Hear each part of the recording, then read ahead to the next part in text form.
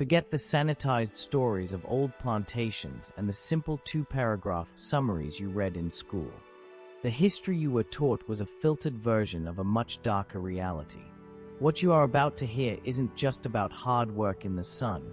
It is about a calculated, cold-blooded system that treated human life like a line on a spreadsheet.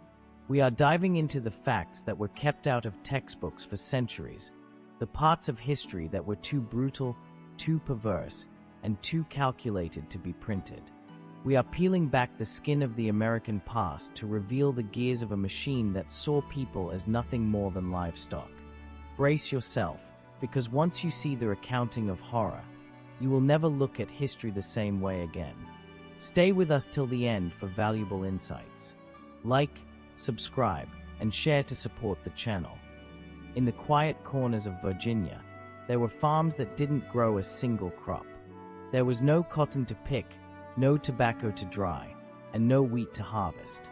The only product on these farms was human flesh. This is the reality of the slave breeding industry, a part of history that feels more like a nightmare than a fact. When the soil in the Upper South became exhausted and the international slave trade was banned, the wealthy elite didn't stop their business, they simply changed their product. They realized that a healthy child was worth more than 1,000 pounds of tobacco. And so, they turned motherhood and fatherhood into a factory process. These farms were designed with one goal: to produce as many human units as possible. Imagine a world where a woman's value was measured only by her reproductive capacity. In these breeding farms, a few men were kept with dozens of enslaved women. They were forced together not by love, but by the cold calculation of the farmer's profit margin. When a child was born, it wasn't a moment of joy for a family, it was a new entry in a ledger. The child was born as property, already owned by the man who owned the mother. These children were human livestock, and their births were recorded at the courthouse alongside the sale of cows and horses. The cruelty didn't stop at the birth. Once these children reached a certain age, the harvest began. Mothers had their children ripped from their arms to be sold to the Deep South. The domestic slave trade moved hundreds of thousands of people this way. Families were torn apart by force, chained together in long lines called corfles, and marched for weeks toward the cotton fields of Mississippi and Louisiana. The merchants who ran this trade were masters of profit. They would buy a person in Virginia for a low price and resell them in the South for a 300% profit. Cities like Richmond became massive trading posts where the entire economy lived off the sale of human beings. Every baby born on a breeding farm was an asset, a piece of wealth that could be traded, mortgaged, or sold to pay a debt. This wasn't just forced labor. It was a sophisticated financial market built on the destruction of the human family. The system didn't just want your sweat. It wanted your children, your future, and your blood. If the breeding farms were the engine of the economy, then the medical clinics of the South were the laboratories of horror. We are often told that modern medicine is a history of heroes and breakthroughs, but for the enslaved, it was a history of torture disguised as science. This is perhaps the most perverse fact that the history books leave out. The very foundations of American medicine were built on the bodies of people who were never given a choice. Consider the case of Dr. James Marion Sims. In the halls of medical history, he is celebrated as the father of modern gynecology. There are statues of him in major cities, and his name is carved into the walls of prestigious universities. But those honors hide a blood-soaked truth. Sims built his reputation by performing experimental surgeries on enslaved women without their consent and, most horrifyingly, without any anesthesia. He believed the lie that black people did not feel pain the same way white people did. This wasn't just a personal opinion. It was a scientific justification for cruelty. One woman, named Anaka, was subjected to 30 surgeries at his hands. Imagine being cut open 30 times, feeling every slice of the scalpel, while being held down by other doctors because you weren't allowed to move. Sims logged his results like someone testing a machine, ignoring the screams of the women who lay on his table. This wasn't an isolated incident. The medical system of the 19th century viewed the enslaved body as raw material. Owners would rent out their slaves to doctors for experimentation. If a slave died during a procedure, the doctor simply paid the owner for the lost property, and the body was often sold to a medical school for dissection. To the system, a black body was valuable only for what could be extracted from it, whether it was labor in the field or knowledge under the knife. Even the human mind was weaponized by the medical community. Doctors actually invented mental illnesses to explain why a slave would want to be free. Dr. Samuel Cartwright created a diagnosis called drapetomania. According to him, the desire to run away from a master wasn't a natural human longing for freedom, it was a psychological disorder. His prescribed cure: whipping the disease out of them. Another illness he invented was dysesthesia ethiopica, which he used to explain laziness, or what any normal person would call complete physical exhaustion from working 18 hours a day. When science puts on a white coat to justify a crime, the world stops asking questions. These doctors were the experts of their day. They measured skulls and weighed brains to prove an inferiority that didn't exist, providing the legal system with the proof it needed to keep the chains locked. The medicine we use today, the surgeries that save lives, and the textbooks used by students still carry the echoes of Anaka, Lucy, and Betsy, the women who paid for our progress with their unmedicated agony. Their names were forgotten by the statues, but their blood is still on the instruments. If the breeding farms controlled the body and the doctors controlled the skin, the masters knew they had to go deeper. To truly break a human being, you have to control what they feel, how they grieve, and how they think. This was the psychological warfare of the American South. The system was designed to ensure that an enslaved person had no internal life that did not belong to the master. One of the most heart-wrenching facts of this era was the prohibition of sadness. In many plantations, crying was considered an act of rebellion. Imagine a mother standing on an auction block, watching her 5-year-old son being sold to a stranger from 1,000 miles away. If she broke down, if she sobbed, if she showed the natural agony of a parent losing a child, she could be whipped for insubordination. The owner demanded a cheerful worker.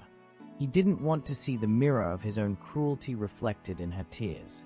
To the overseers, silence was a threat. It meant a slave was thinking, planning, or harboring resentment. Because of this, slaves were often forced to sing while they worked. We often hear about Negro spirituals as beautiful pieces of music, but in the context of the field, they were often a mandatory tracking device.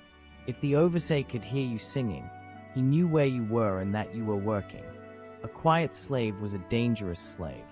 This control extended to the very concept of family. Legally, an enslaved person could not marry. They could have ceremonies, but the law did not recognize them. Why? Because if the law recognized a marriage, it might make it harder for a master to sell the husband to one state and the wife to another. The system made sure that the bonds of love were as fragile as glass. Even the names of the children were not their own. They were the names chosen or approved by the master, often reflecting the owner's family rather than the child's heritage. Then there was the weaponization of the spirit. Religion was used as a tool of mental incarceration. Owners often hired preachers to tell the enslaved that God had ordained their condition. They created a slave Bible, a version of the holy book that was surgically edited. They cut out the story of Moses leading the Israelites out of Egypt. They cut out any mention of freedom or equality. They left only the verses that commanded, "Servants, obey your masters." They tried to make the creator of the universe an accomplice to their crimes. But the human spirit is harder to kill than the body. In secret, under the cover of night, the enslaved held their own hush harbors. They met in swamps and deep forests where the sound of their real prayers wouldn't carry to the big house. They turned the master's songs into maps. When they sang about wade in the water, they weren't just talking about baptism. They were giving instructions on how to hide your scent from the tracking dogs. They stole back their souls in the dark, even as the law tried to auction them off in the light. The control of the mind and soul was backed by a level of physical brutality that most modern people cannot even fathom. In the American South, the law didn't just permit violence, it industrialized it. Cruelty was a business, and the human body was the canvas where the master wrote his laws in blood and scars. One of the most terrifying aspects of this system was branding. While we usually associate branding with cattle on a ranch, it was a standard legal punishment for human beings in many states. In Louisiana, under the Code Noir, the law officially authorized owners to burn their initials into a slave's skin with a red-hot iron. This wasn't done in a dark alley. It was a public, legal act. The mark was often placed directly on the face, on the cheek or the forehead, so that the entire world would know, from a single glance, who owned that person. But the branding iron was only one tool in a massive catalog of torture. Blacksmiths across the South did a brisk business making custom restraints. There were iron collars with long spikes sticking out in every direction, designed so that a person could never lie down or lean against a tree to rest. There were heavy metal masks that locked over the mouth, preventing the wearer from eating or speaking for days at a time. This wasn't punishment in the way we think of it today. It was a way to turn a human being into a living monument of agony, a warning to everyone else who dared to think of freedom. When the iron and the collar weren't enough, there was the whip. This wasn't just a piece of leather. Overseers used cat-o'-nine-tails or whips made of braided rawhide with metal tips or glass shards woven into the ends. A single session of 100 lashes could literally strip the skin and muscle from a person's back, exposing the spine. And to ensure the pain lasted, masters would rub salt, pepper, or vinegar into the raw, open wounds. The scars left behind were thick and rope-like, a permanent map of the person's history of resistance. If a slave tried to run away and was caught, the retaliation was calculated to end their ability to move forever. On the first attempt, they might be branded. On the second, an ear might be cropped. On the third, the law allowed for the severing of the Achilles tendon. This was a deliberate act to turn a strong, capable worker into a permanent cripple, someone who could still work the fields but could never run again. The most chilling part of this reality is that these instruments of torture were mass-produced. You could find them in commercial catalogs. Cruelty had a price list. It had a factory. It was a normal part of the logistics of the era. The system didn't see a bleeding human being. It saw a malfunctioning piece of equipment that needed to be broken back into submission. Every scar, every brand, and every iron spike was a message. You are not a person. You are a piece of property, and property has no right to be whole. We are often taught that the Civil War ended the nightmare. We learn that the 13th Amendment was signed, the chains fell off, and 4 million people walked into the sunlight of freedom. But history is rarely that clean. When the smoke cleared from the battlefields, the $13 trillion in human capital had vanished from the ledgers of the South. But the men who owned the banks and the mines didn't just give up. They didn't have a change of heart, they had a change of strategy. The 13th Amendment, the very law that supposedly ended slavery, contains a loophole that changed the course of American history. It says slavery is abolished except as punishment for a crime. This was the birth of the convict leasing system, a version of slavery that was, in many ways, even more lethal than the original. Once the war ended, Southern states passed black codes. These were laws designed to criminalize black life.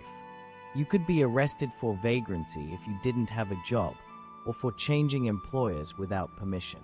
Once arrested, you were duly convicted of a crime. Then, the state would lease you out to private companies, coal mines, railroads, and brick factories. In the old days of slavery, an owner had a financial reason to keep you alive because you were expensive property. But in convict leasing, the company didn't own you. They just rented you for pennies. If you died in the mines from exhaustion or a cave-in, the company didn't lose a dime. They just asked the state for another prisoner. The mortality rate in these camps was horrific, sometimes reaching 45% in a single year. The roads and railroads that stretch across the South today were literally built on the bones of men who were freed on paper but enslaved by the law. This ghost of the old system followed the country into the modern era. It moved from the plantation to the prison, and from the branding iron to the scientific bias of the boardroom. Even the founders of the nation were haunted by it. George Washington is celebrated as the father of his country, but the wooden teeth we hear about in school are a myth. His dentures were actually made of lead, gold, and teeth pulled from the mouths of the enslaved people he owned. He gave speeches about liberty while carrying pieces of his property inside his own body. We see the legacy today in the way our cities are built and the way our systems function.